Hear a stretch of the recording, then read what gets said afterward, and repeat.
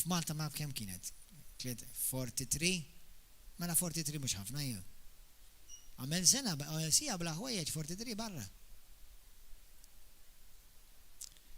U tafu li dik it-tip ta' sħana taqtalek nifsek.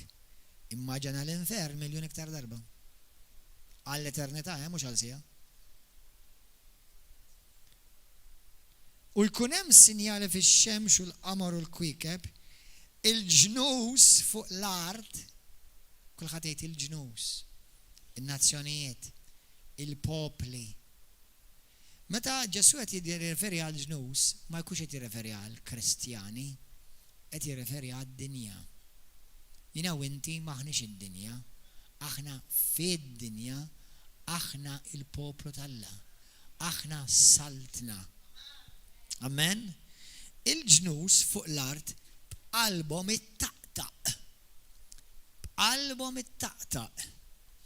Ma jafux x'jaqbdu jagħmlu minħabba l-ħsejjes tal-baħar u tal-imwieġ. In-nies ruħhom ħirġa bil-biża billi jobsru x'ikun ġej fuq id-dinja. Mhux fuq il-Knisja, fuq id-dinja. Għax il-qawwiet ta' smewwiet jitqalbu. Dan qabel iseħħ da kollu, dan jkun qed isir qabel ma Ġesu jerġa' jiġi. Mbagħad jaraw il-bniedem ġej fi sħab b'qawwa kbira. Jekk hemm xi ħaġa, jekk hemm żewġ affarijiet li huma twins, hemm bosta affarijiet li huma twins fl-Iskrittura, hemm ukoll hemm ħafna opposites. Però jekk hemm xi ħaġa li huma twins fl-Iskrittura hija l-erq u bravo, u l-biża. Tista' tagħmilhom revers. Il-biża u l-erq. Ġesu jgħidilna intom tkunu tafu il-verità u l-verità taħriskom. Però min ma jafx il-verità, jew ma rafx il-verità, jew ma jimxix fid-dawl tal-verità, ħajaqa taħt il-biża. Jekk taqa' taħt il-biża, int ħad tkun suġġett biex tkun imqarraq. Jekk il-verità teħilsek, għax il-verità tgħinek tara ċar, il-erq, il-gideb u l-erq iwaqqawk f'biża. Il-kelma fear, l-akronym, taw minnkom tafu xi tfisser il-kelma acronym. Acronym ġifieri meta taqbad kelma u kull ittra tagħtiha sem. Il-kelma fear hija false evidence appearing real. Biża hija dak li jidher qisu reali imma mhux il-verità. Ħantikom eżempju. Anka meta inti kollok għaddej minn attakk ta' mard fuq ġismek, il-marda hija reali imma mhijiex il-verità. Inti jista' jkollok tħossok imtaqqal, kundannat, dik hija reali imma mhijiex il-verità. Dat ngħid għall-Kristjani, biss. Allura dawk li affarijiet li jidhru reali, għal min m'għandux il-verità ta' Kristu, għalih dawk huma l-verità. Dawk huma l-verità. U l-bniedem jibża għax dak li qed jiffaċċja u jaf li hija ħafna ikbar minnu u ma jiflaħx għaliha u jibża. Infatti bosta anka jekk jgħidulek pereżempju xjentisti jew tobba, jgħidulek li bosta mill-mart li l-bniedem jimrad bih huwa relatat mal-biża'.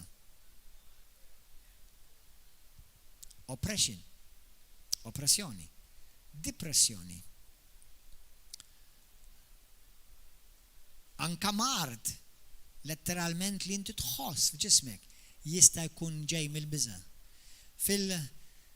Fit-tieni Timotju kapitlu 1 vers 7 Pawlu jgħid lil Timotju li kien pastor żagħżugħ li kien qed jiġi intimidat u qed jibża.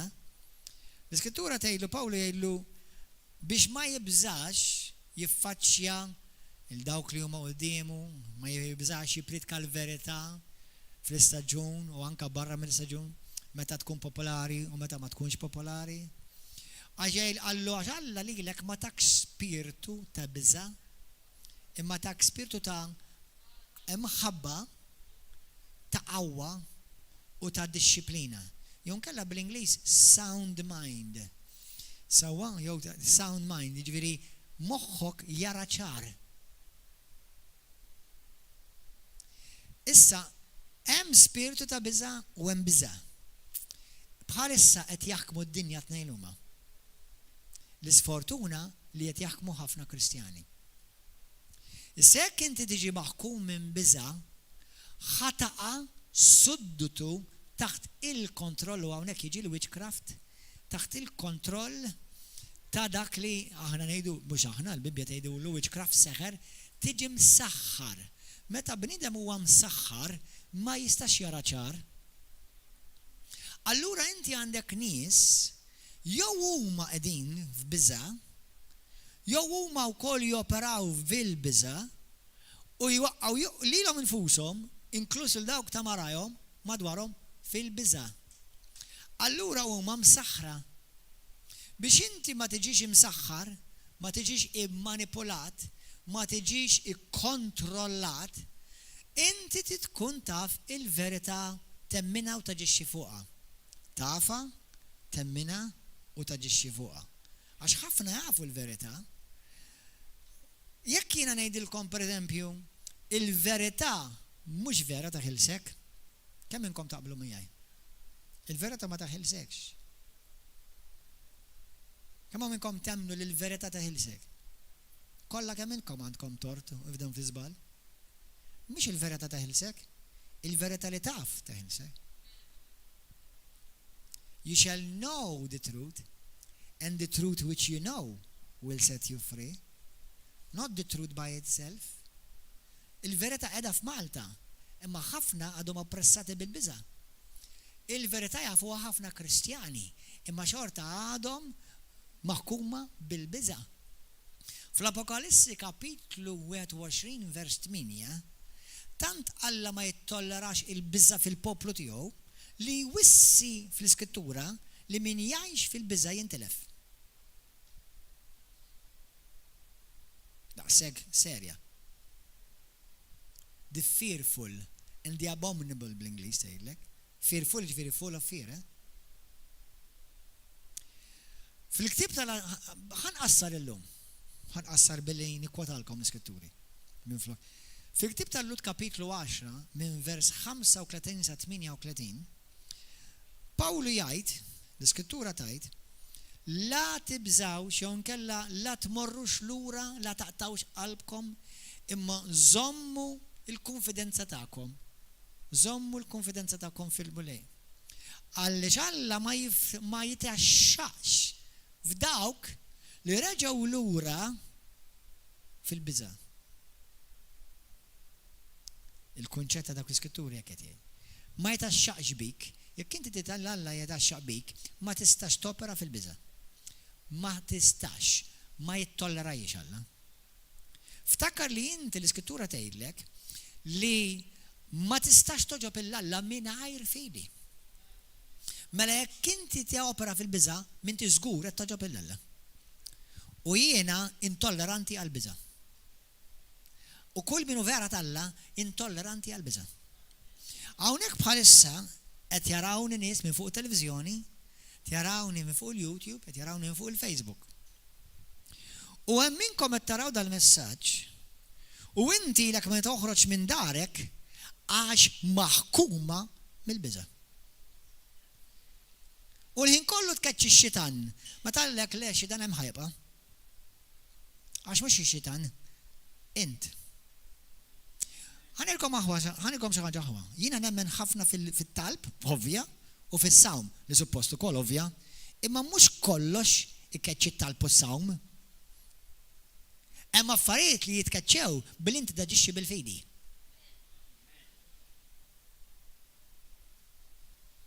ċertu affarijiet jitkissru minn fuq ħajtek, mhux għax inti ssum u titlob biss, dawk huma, ara mhux qed ngħidlek, bl-ebda mod ma tnejlek titlobx issumx. Imma fil-ħajja tiegħi indunajt u nirrealizza li inti ismani, inti ma ssumx biex ikollok iktar fidi. Il-fidi jew għandek jew m'għandekx. U kull minnu Kristjan suppost ġa fih qiegħda l-fidi. Għax il-Bibja tgħidlek li intom irċevejtu porzjon ta' fidi fikom diġà. Infatti bil-grazzja tal salvati u bid-don tal-fidi li Alla tak mhux bit-saħħa tiegħek. Efesin kapitlu 2 vers 8 u 9. Ġifieri anke l-fidi Alla poġġija fidek. Għalhekk il-Bibja tgħidlek f'Rumani kapitlu 10 vers 8 tgħidlek aħna u xi tgħid l-Iskrittura li l-kelma qiegħda ħdejk f'ommok u f'qalbek. Ġifieri il-kelma tal-fidi, il-kelma li meta tismagħha tiġġenera fik fidi. Qed tifhmu aħwa? Hawn ħafna nies li huma morda u għadhom ma jistgħux inħellsu mill-mart għax qed joperaw fil-biża'. Hawn Kristjani li anke isprobbli minnkom xi anke hawnhekk u Kristjani li huma parti minn River of Love jew parti minn komunità u xirka oħra u jibżgħu imorru jixxierku, jibżgħu imorru jfaħru lil Alla tgħid li ma mhux biżżejjed noqgħod id-dar, imma inti toqgħod id-dar għax inti maħkum bil-biża'. Mela anke jekk inti qed toqgħod id-dar maħkum jew maħkuma bil-biża' xorta mhux qed toġbu lil Alla.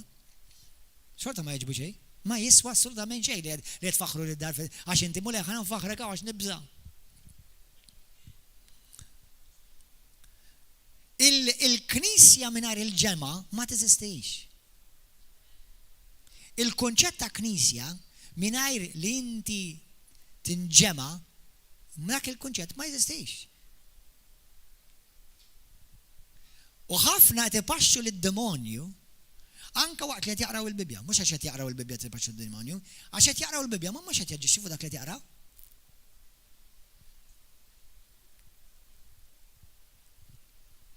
Il-biża hija forma ta' seħer. Timmanipulak, tikkontrollak, ma tħallikx tara aktar ċar u twaqqaf id-nob. Twaqqaf id-nob. Inti taqaf id-nob. Meta jiena u inti nibżaw, taf x'għamilna? Ħanilek għaliex hemm il-periklu li inti tista' jekk topra fil-biża wkoll tintilef. Ngħidlek għaliex. Għax inti il-bniedem li jħares lejn Kristu jaf li ħajjintela bil-kuraġġ u bil-fidi. Il-bniedem li l-moment jibda jħares lejn il-mewġ jereq. U Alla jgħidlek mela inti jariqt għax neħħejt ħarstek minn fuqi.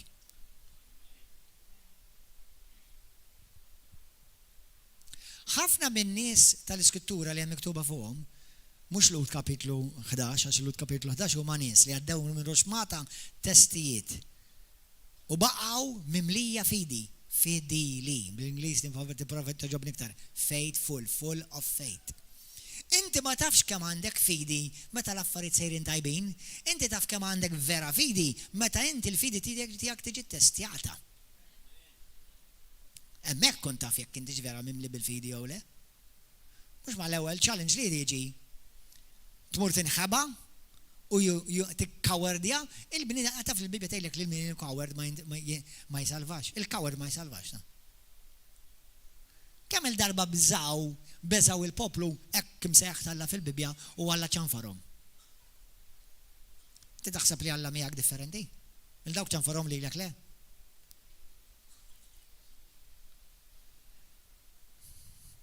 Għaliex taħseb il-Bibja tgħid fit-2 Korintin kapitlu 5 vers 7 li l-bniedem ġust jgħix bil-fidi. Kulħadd jgħid il-bniedem ġust jgħix. Hawn xi ħadd ġust hawn il-lejla? Hawn xi ħadd ġust il-lejla? 4, 5. Kemm hawn ġusti l-lejla? Jekk kien ġust solidej. Għasaf jekk intom ġusti jew le. Ħanati olter koll issa ħassalvaw kollha kemm intom da. Ma tafx jekk intix ġust. Jien ġust. Le, mhux għax, le, m'intix ġust għax jiena ġust. Mela ħanejdilek straight forward, u mhux ħadu għalik għax m'għandix permess tu għalik. Jekk inti taħseb li inti ġust għax jiena ġust, inti ignorant. Ignorant mhux jiġi għax ma tafx xejn taf fil-ħajja tiegħek. Le ma qed ngħidha lilek nafax m'intix ħadu għalik. Imma m'intix bjan, inti qed mela jiena ġust, imma taħseb mhux inti bis-setta ta' moħrajn li qalu bħalek. Mela għal ġust il-passer mela żgur ġust jien. U tibda tibrilla l-ignoranza. Il-kelma ġust ma tafux jitfizzi. Bravo. Kemm hawn minnkom għandkom li intom righteous, ħanara. Kemm hawn minnkom righteous? Hawn minnkom għandkom qed taħsbuha.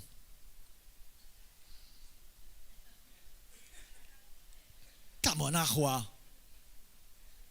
Naf li m'intix ignorant, brother, imma għedlek hekk biex neżżek naqra. U dawk li ħasbuha bħalek jineżżeż lilhom magħhom. Nolqod żewġ għasafar bġebla waħda.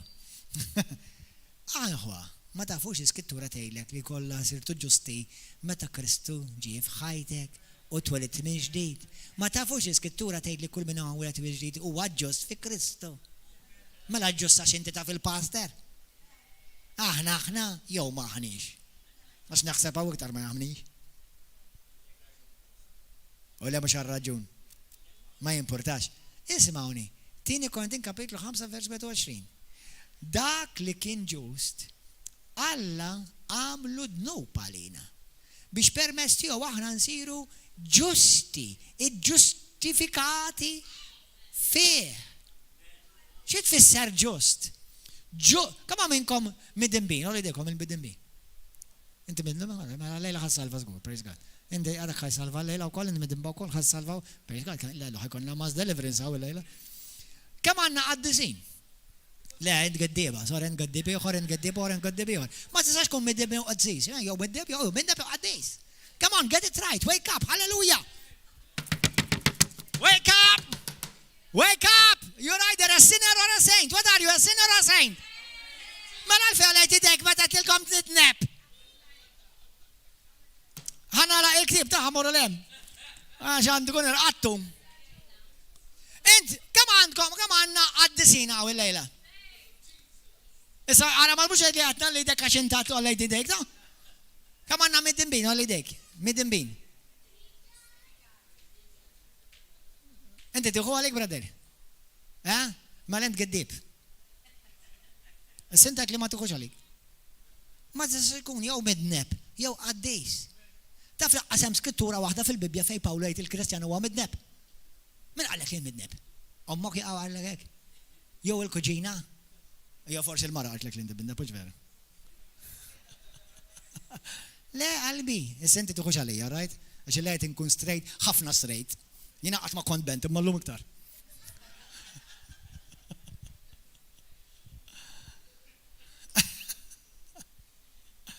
Eżimawni. Aħħuja, aħna maħniex mid-dimbin, ħamur basics nerġana lejla. Intam tifilħu għanna għala ħamiju.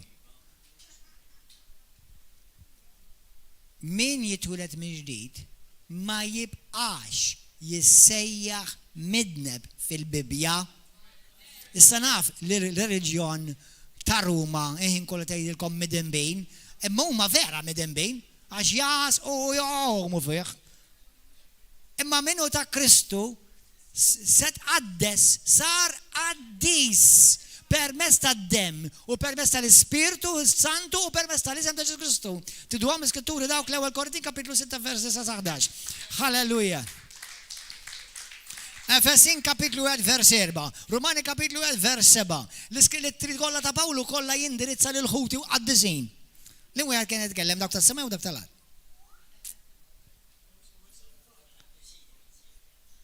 Jekk inta Kristu, imma għadni nisbalja, pastor. Ma l-essa għodna mill-lek lezzjoni oħra li darba l-oħra għad 13 zija fuqom. Biex nuqodni nfemek differenzi ma jinti spiritu, inti ruħu u inti ġism.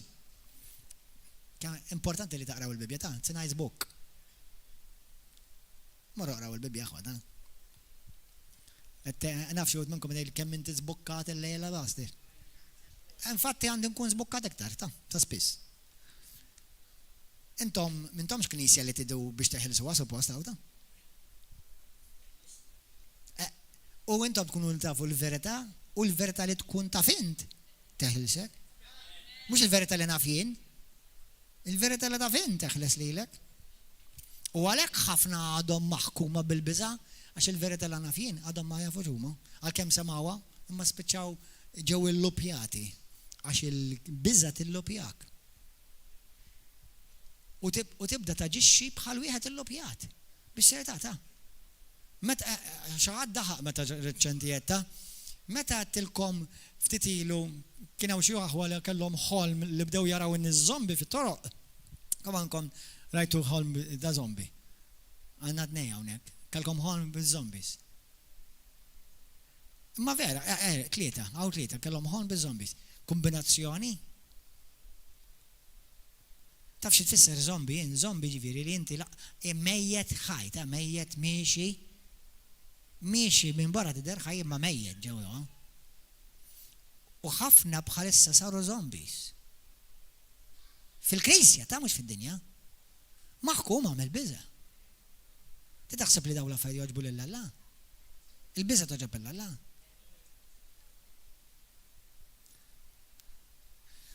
Ġesu qal li meta d-dinja jaraw daw is-sinjali tiġi fuqhom biża kbira.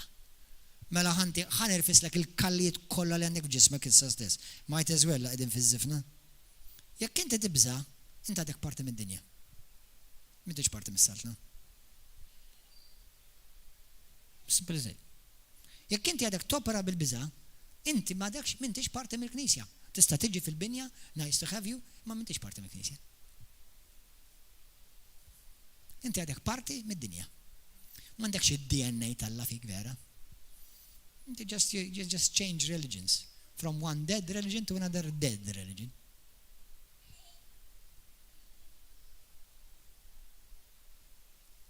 Il-nies tal-Alla ma jġixxu jafux. Jekk inti suppost jiena hemm affarijiet li jiena intolleranti għalihom. Waħda minnhom hija l-biża'. Kristu kien intolleranti għall-biża'. Mur li ara kemm il-darba Kristu ċanfar lil poplu li hu jħobb. Taf għaliex kien iċanfarhom? Ħabba l-biża'. Jekk il-fidi tat-tira l-Alla, l-biża' x'tat-tira. Mbagħad tiġi oppressat u tiġi kompletament manipolat ma tistax tagħtar aktar ċar. Jekk tħalli l-biża' taħkmek.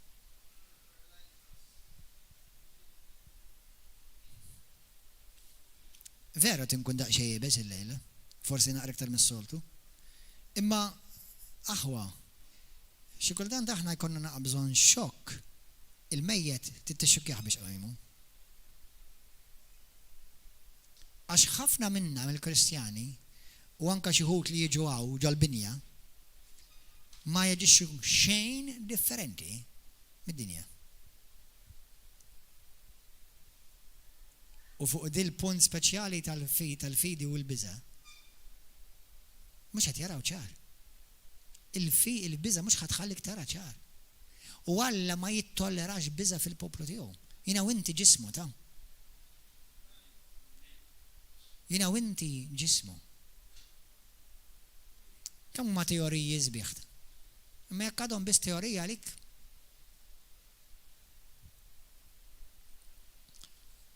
Meta xi ħadd jgħidlek min taħseb li jien qalbi għidlu inni qaf naħseb illum ċert. Inni li waqaf li naħseb. Jiena ma nipredkax teorijiet. Jiena nipredka dak li jinnejx. Mela ġejda.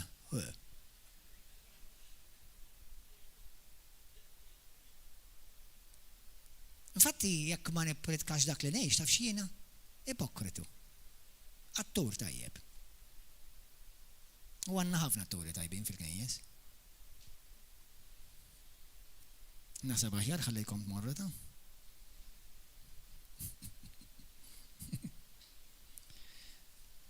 Bad nerġa' nibdih ta' dal-messaġġ. Lord help us. Lord help us. kif aħna ħanbidlu d-dinja jekk aħna naġixxu bħad-dinja. Naħsbu bħad-dinja. Smajt storja u ħanejdilkom. Smajt storja. Intom smajtu għal-dawk li jdu jiximaw il-messaġġ sħiħ ejja għada. Ejja jisamu il-messaġġ sħiħ għada. Imma ħanejdilkom storja. Tidu tismaw storja? Min ma jriċ jala widi. Mela, intom tafu kemm Hitler qatel nies, tafu bil-Auschwitz u l-istorja ta' kemm kif mela rajt video u xud minnkom li taraw l-Facebook post serjena. U dal-video għal min jisimaw, it's a serious wake-up call for you. For anyone who calls or thinks he is or she is a Christian. Intom għattu xsibtu kif Hitler xilu jeqret kemm 4-5 miljoni? 6 miljon ludi. Ġvida, u raġel wieħed eret 6 miljon ruħ. U da kif tela fl-elezzjoni, ġviri da għadadhom l-għada. Għanidilkom l-istorja. Kif smajta.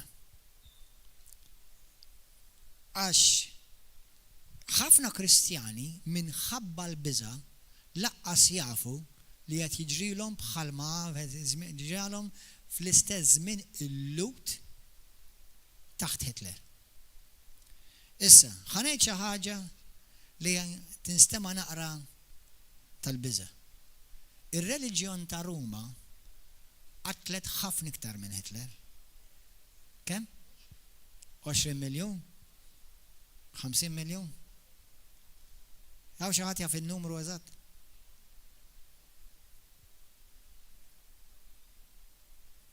Hitler jidher għamiċer ħdejhom.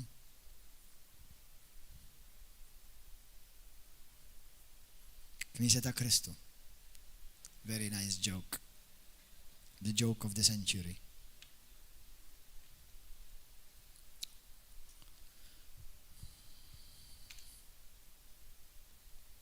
Għanilek. Mela, dan, ovvjament, Hitler tela mill-poplu stess, huma stess votaw l-waħda. Jista' jkun li l-persuna stess li ivvotajt int ħassal bekada? Mela ħana nagħmilkom profezija. Jekk Alla ma jinvadix b'miraklu dan il-pajjiż,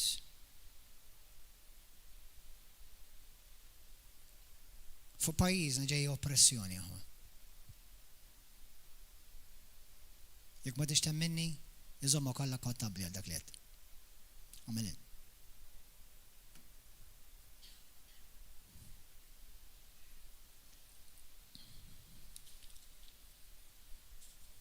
Tafu ħafna minnkom? Mhux għax intom ma tixtuqx tkunu tafu, forsi minnkom x'qed tindunaw. Li diġà qed tiġu oppressati? Qed jindunaw ħafna li diġà ħafna mid-drittijiet tagħhom diġà ħadu għawlhom? Jafu ħafna li jsejħu Kristjani tal-Mickey Mouse? Li l-libertà tagħhom f'ħafna affarijiet diġà spiċċat? U ħajerġaw marru jivvotawlhom. Ftit ċarraħa. Għax huma zombies, illupjati.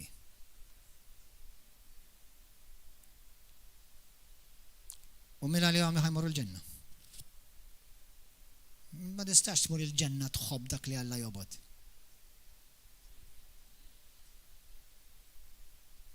Ma tistax inti tmur il-ġenna tapplaudja dak li Alla jabborri.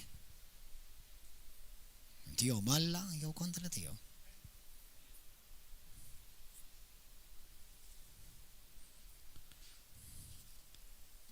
Il-ġimgħa l-oħra xxokkjajt li l-nifsi u xxokkjajt lilkom. Meta tilkom li meta Alla qeret id-dinja fl-ewwel diluvju, kont nafajna sakemm tallimta. Jiena kon naħseb li hawn xi ftit tużżana tan-nies jiġru mas-saqaj u baqa' minnhom 8. Bej 15 miljun ruħ kien jeżistu fi żmien Noe. Bej 15 miljun ruħ kienu ħajjin fi żmien Noe. U aħna qegħdin fi żmien bħal ta' Noe. Kemm salvaw dak iż-żmien? 8. Tgħid li ma iktar Kristjani hekk jidhru minn barra li hawn iktar.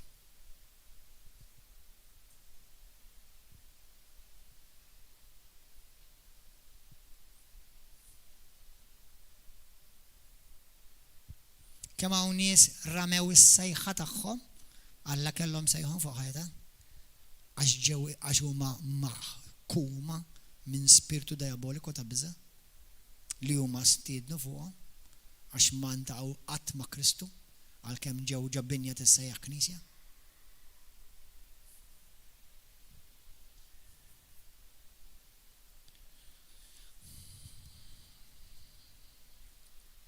Halleluja. Kif spiċċa hekk dak il-poplu ludi? Gradualment, proċess. Ftit spiċċaw fejn spiċċaw. Meta ngħidilkom proċess, tfisser ġifieri kien hemm serje ta' azzjonijiet li ġew poġġuti bħala prinċipji, direttivi, liġijiet li ftit waslu għal dak li waslu. Hitler beda jikteb fuq il-gazzetti. Ma setax jikteb fuq Facebook, Twitter jew TikTok. Beda jikteb fuq il-gazzetti għax kien il-mezz li n-nies jaqraw. Illum jiktbu fuq il-Facebook. U jużaw il-televizjoni biex ibidlu il-narrattiva biex jimmanipulawk biex inti temmen il-gidba tagħhom. U l-gidba li twaqqaq f'biża. U once li jafu li inti tibża issa jgħidulek x'għandek tagħmel. U inti tittama fihom li ħajsalvawlek ruħek. Jew inkella tgħid li ma mhux ruħi jsalvawlek ġismek li inti taf li xorta tmut xi darba. Għax issa waqaft tafda li ħadd skont il-kelma tal-Alla ma jista' jħodlok ħajtek għax hu għandu is-sej fuq ħajtek.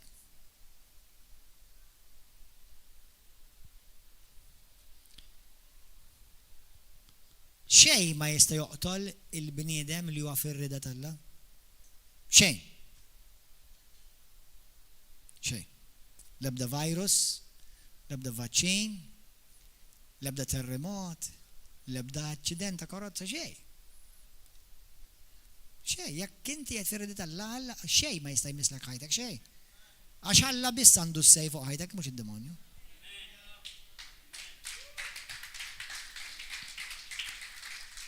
Hitler beda jikteb fuq il-gazzetti u beda jwaħħal fil-lut li l-problemi li qed jinqalgħu fil-pajjiż huwa t-tort tal-lut. Tinstema' familjari? It-tort ta' min ċertu nies li pereżempju nies li ma ħadux il-vaċċina għalhekk qed jinfirex il-virus. Jew inkella t-tort tal-Kristjani skont Neroni inqabdet Ruma u tafa l-Kristjani kollha ħoġġieġa. Dej narrativa jridu jbidlu l-istorja, jġibu lil kulħadd jemmina u mbagħad idawruhom kontra tiegħek.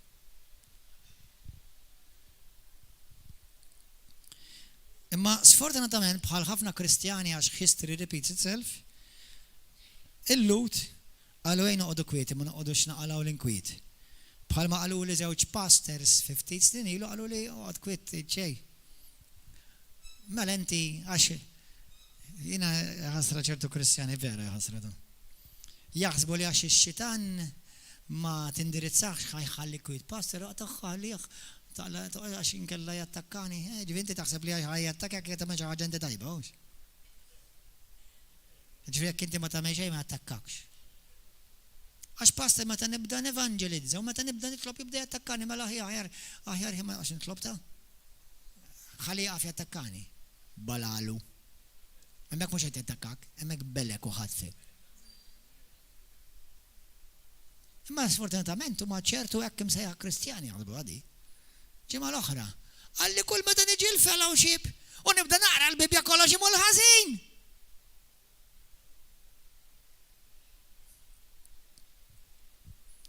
Imma għaliex il-common sense mhux daqshekk common. Bħalli kieku għax min jiġi l-fellowship biss ikollu l-problemi. Mhux kulħadd ikollu challenges, ma mingħajr Kristu jkollok tiffaċċja waħdek. U l-Lut qalu ejja ma noqgħodux nirrispondu lura u ħallewha għaddejja.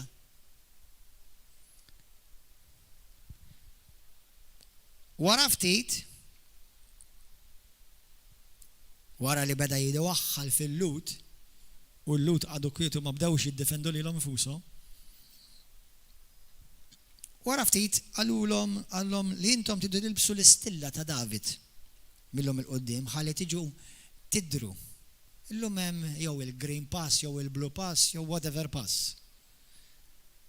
Jew nkella intom irid tkollkom permess partikolari biex inkunu nafu x'qed tagħmlu jew fejn tiltaqgħu. Irridu nkunu biex nikkontrollawk u nimmonitorawk. Ħalli x'in irrid nista' nwaqfek. U inti tibżgħu tgħid okay.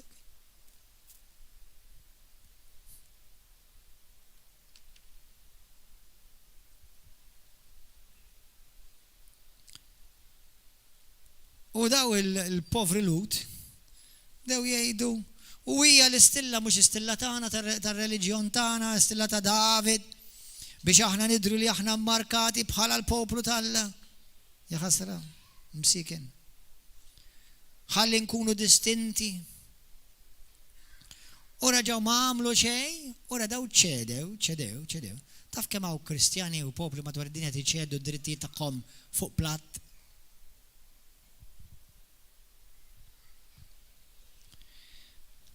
U ma għamlu xejn.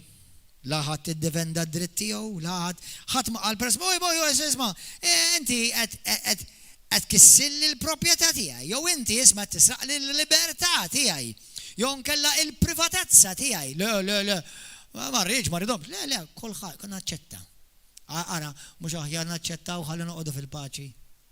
U inti laqqas kont tinduna qed taċċetta lid-demonju f'darek, f'ħajtek, f'flusek, fil-bank tiegħek.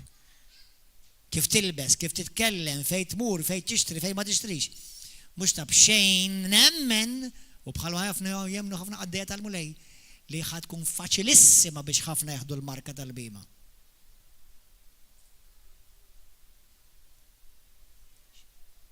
Mhux aħjar noħodha biex ma noqgħodx naqla nkwiet.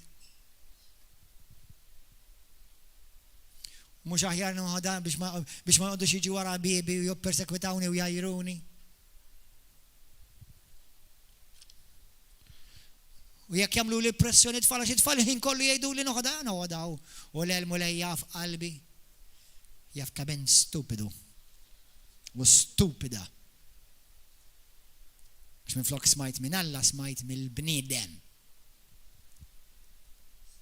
U taqara ma tmux taħsbu li tinkun raf ta' il-kelma stupida qiegħda fil-Bibja Alla jużaħħa.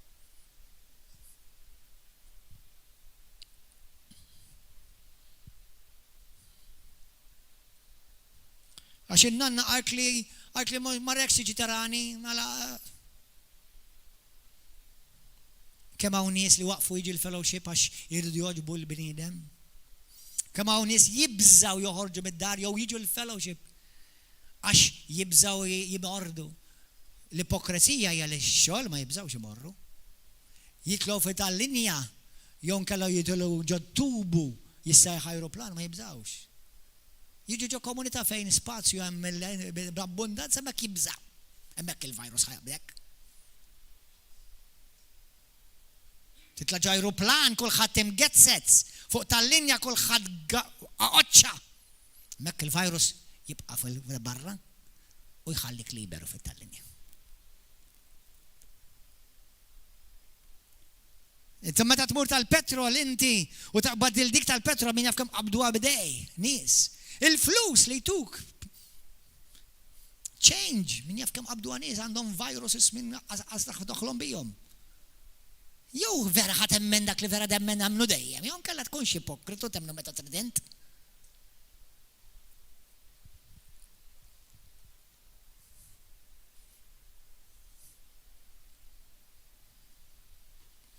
Innotaw li d-dinja tiġi kontrollata u ftit in-nies qed iċedu d-drittijiet ta' ħajjithom li Kristu tomu mita għalihom.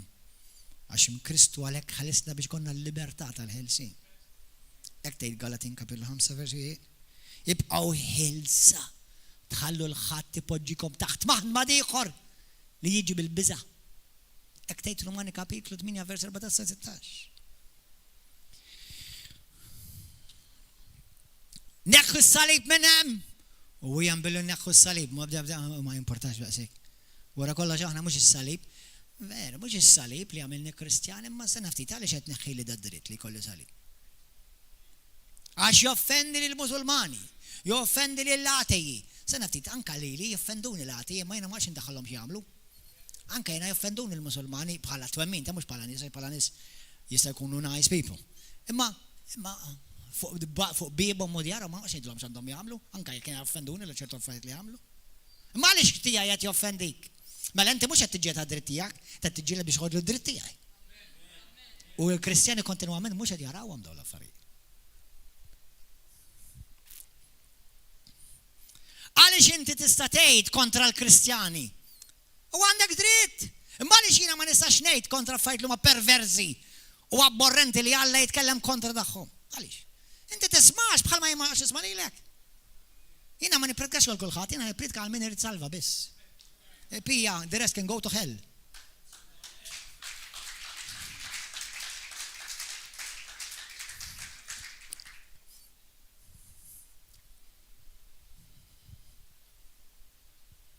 Hallelujah. Oj. Mbagħad il-Ġermani bdew jattakkaw lil-Lut. Bdew jattakkawlhom ħwejġhom, darhom, jibbulijawhom, keċċuhom ix-xogħlijiet. Jieħdulhom ix-xogħol tagħhom, il-business tagħhom, jedduhom. U l-Lut qalu mhux aħjar ma noqgħodux niġġieldu ħalli ma nqogħdux ninkabru għal affarijiet. Tinsiex miljuni daw, mhux 4 min nies tużżana. Miljuni! Ma rridux il-Ġermaniżi nagħmluhom iktar msaħħnin għalina. Bħalli kieku ma kinux jiġa biżżejjed iġessa. Allura jiena ma jgħidu xejn, just it's okay.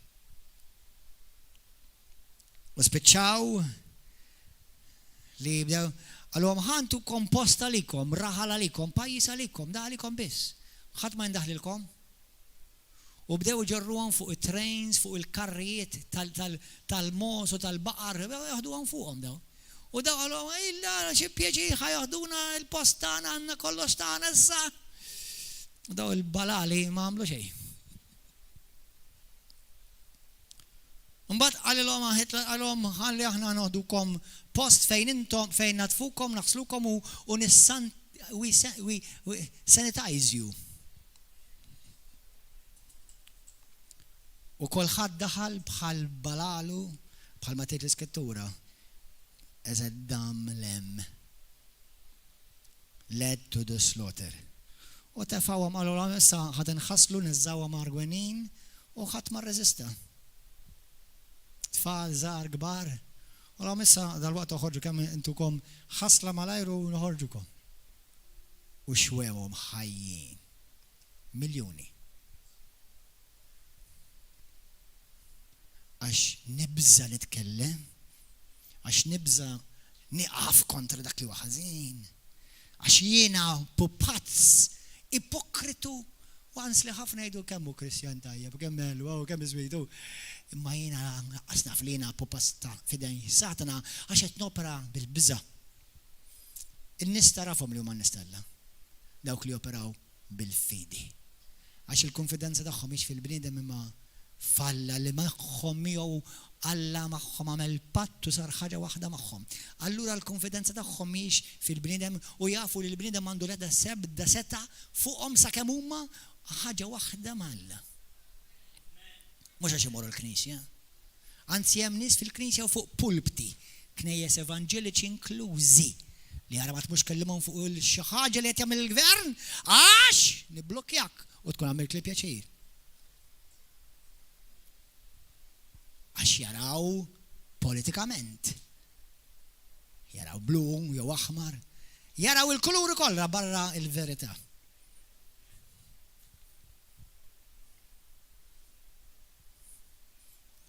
And many are led to the slaughter.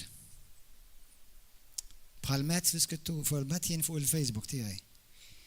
Il-moment li inti għandek xi tip ta' lejaltà lejn xi partit, int m'intix kandidat biex tallimni fuq il-verità lili. Għax inti mċajpar, il-dera tiegħek mċajpra. Anzi, għastaf li inti maħkum bil-biża'. Maħkum bi-spiritu ta' biża'. U dak li hemm fuq il-pastor, jew dak li hemm fuq il-qaddej, jew dak li hemm fuq il-evangelist, jew dak li hemm fuq il-qassis jew saċerdot, għax inti topera bil-biża', il-Knisja ġib tal-istess bħalek taħt spiritu ta' biża'. Għalhekk kolħat jiġri bħannaċ ta' bendu, jagħmlu dak li ma nistax nimmaġan il-Kristu jagħmel.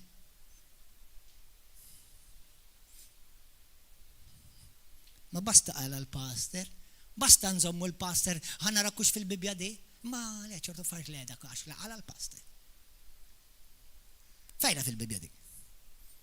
Immaġina l-Kristu jagħmel dak li qed tagħmel int.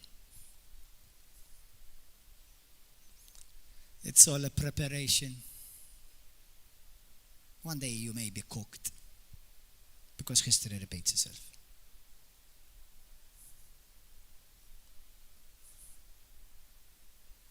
If the truth offends you, then it's because you have no love for the truth.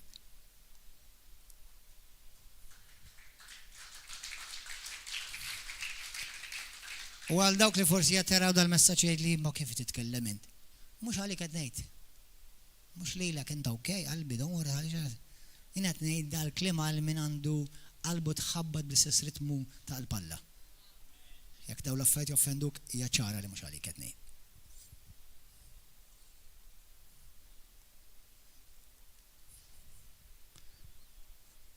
Halleluja, għajni tolbu. Allah over lejla u jalla jagħmel kull darbek.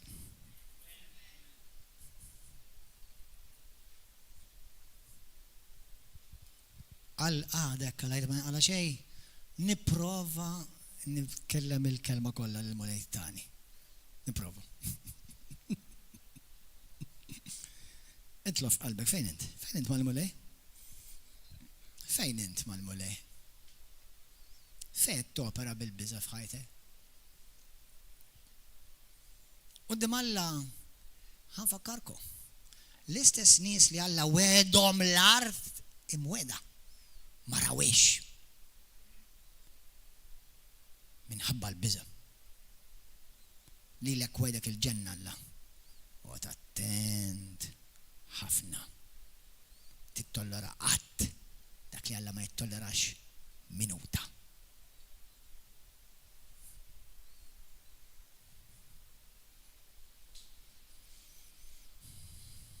Il-biża' telibha billi inti tkun taf li inti maħbub bil-Kreatur. Dak li poġġa l-pjaneti f'posthom. Il-biża' telibha billi tkun taf x'wierd glorjus għandek fi Kristu. Il-biża' telibha billi tkun taf min jgħammar fik. Il-biża' telibha ma tinti tkun taf fidejn min int. Jekk tibża ma taf l-ebda waħda minn da.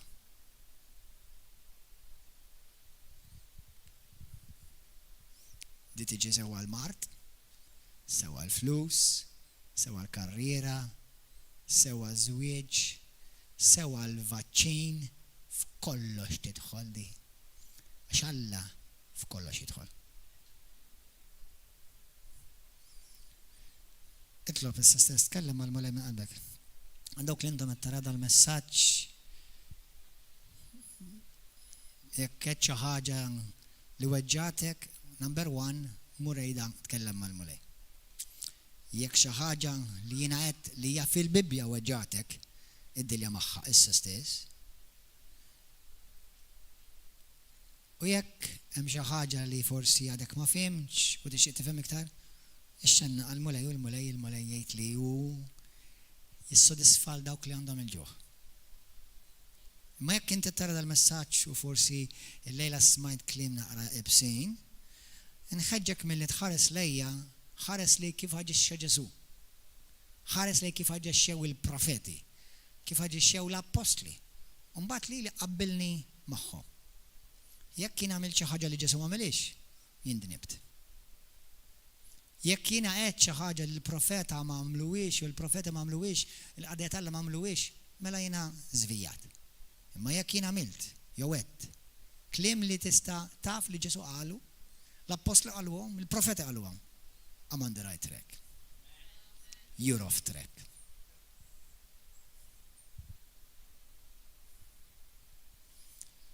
Tkellem għal-mulej issa.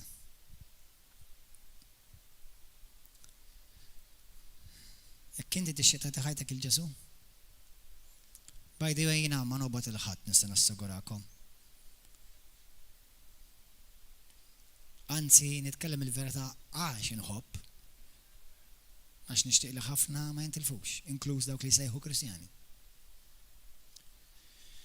Imma jekk inti llum għall-ewwel darba tixtieq tagħti ħajtek il-Kristu dan huwa ċans. Jħobbok meta għalik, issallab għalik sar kappuljat għalik xerred demmu kollu għalik. Jekk inti tixtieq tibda b'imxi mal-mulej, din hija l-għażla tiegħek billi tagħmilha issa stess. U Alla jemlik bil-fidi u bil-kuraġġ. U tħares lejla b'da bniedem, u jekk ikun hemm xi bniedem li jista' jgħinek u jinkoraġġik, qablu u kejlu ma' Kristu. Jekk jiena ngħidlek affarijiet jew nies oħra għaddejjat Alla li taf li ġej mill-kelma tal-mulej mela għanut li ngħidli x'naħseb jiena, dak mhux naħseb jien dak xejn il-mulej. Jiena m'għandix titolu, m'iniex intitolat għall-opinjoni. Ngħidlek opinjoni ma tagħni ġo ħaniklu pizza jew niklu xi ikla, hemmhekk l-opinjoni iva. Jew x'nilbes jew x'insu.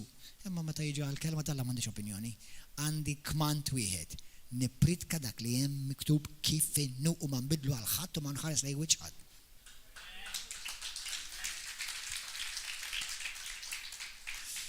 Għajda talba warajja minn qalbek issa stess, jekk inti tixtieq tagħti ħajtek il-Kristu, din hija l-ħin biex issalva. Għajda talba warajja llum Qadis. Grazzi tal-kelma tiegħek. Grazzi tal-imħabba kbira tiegħek mulej. Għandi bżonnok mulej, għandi bżonnok f'ħajti. Salvani. Aħfilli d-nobieti kollha. Aħsilni bid-dem qaddis tiegħek. Imlini bl-Ispiritu Santu. Kisser kull forma ta' biża minn fuq ħajti. Mulej il-verità tiegħek teħlisni u tagħmilni ħiles. Ħiles mill-mart, ħiles minn saħta, ħiles mill-manipolazzjoni u s-seħħar tal-biża. Grazzi mulej, li inti sejjaħli biex inkun ħieles permezz ta' Kristu fi Kristu. Illum jiena tiegħek u millum il-qudiem irid nimxi miegħek u ngħix għalik. Invadini bil-qawwa tal-kelma tiegħek u rċivi glorja u nur fil-ħajja tiegħi f'isem Ġesu Kristu. Amen. Jekk inti għaddek it-talba llum int salvat, inbulat minn ġdid. Id-nubitek maħfura, ismek ġi miktub fi kitub tal-ħajja, issa bda qra l-kelma, itlob tkellem mal-mulej. U għajja x-xirek maħna kull nar ta' 4 u nar ta' 6 fis-7 fil-għaxija u l-ħadd fil-għodu fl-10. U temmen il-ħadd u tafdal il-ħadd u tafdal il-xejn ħlif il-Kristu il-feddej u s-Salvatur tiegħek. Halleluja. Halleluja. God bless you. Narawkom YouTube, Facebook.